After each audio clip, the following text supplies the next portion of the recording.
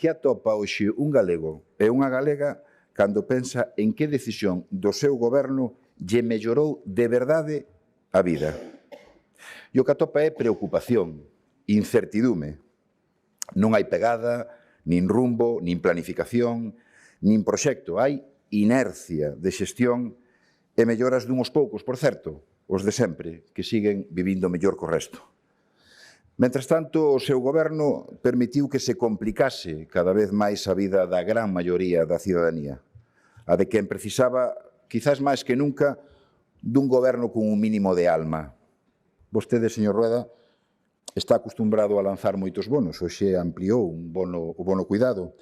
Foi antes o bono peixe, o bono chándal, o bono rural, bono cultural mozo, bono térmico, bono autónomo, bono aluguer social.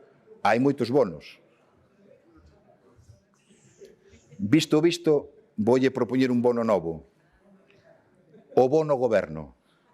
O funcionamento...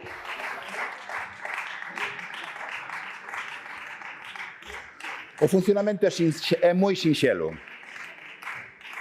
O funcionamento é simple. Simple e sinxelo. Os cidadáns pagamos uns impostos e o goberno resolve problemas. Que lle parece? A metade xa está cumprida, pero sería fantástico que anunciase vostede que vai intentar cumplir ca outra metade. Señor Rueda, insisto, non ten modelo, o que sí ten é unha marca. A marca de Galicia, caridade. Caridade, que non confundir con calidade. Esa é a súa marca.